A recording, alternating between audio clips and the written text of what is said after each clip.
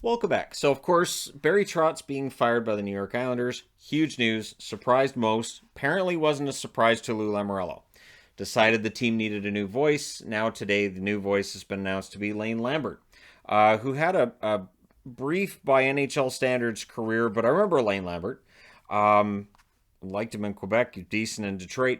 And there was some discussion about whether or not, because he had played with Steve Yzerman, whether or not Detroit might be interested in him as the head coach as well. So part of this might be that Lou Lamoriello sees Lane Lambert would be a popular choice for a coach somewhere else, and maybe wanted to keep him around and give him that head coaching job for himself.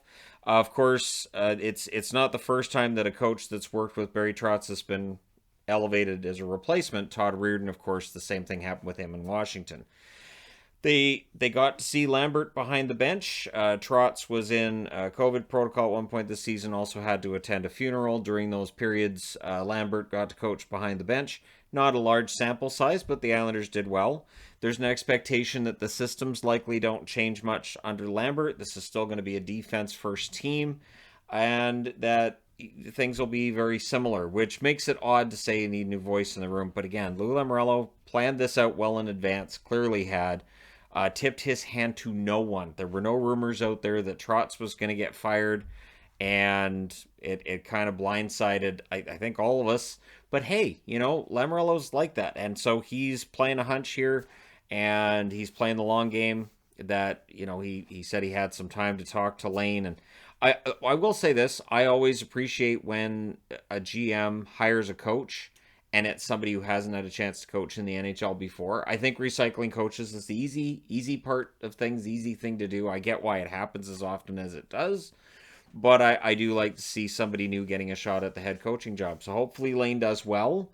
The Islanders, the expectation is going to be to get back into the playoffs. Can he get them there? Well, we'll see what Lou does in the offseason to maybe make some improvements on the roster.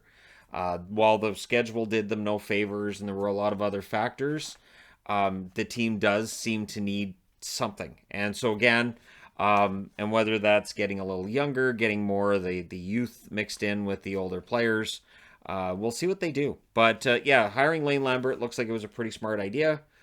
But again, coaching hirings and firings, we can often have impressions and opinions that may or may not end up being accurate and true, and that's kind of the fun of it.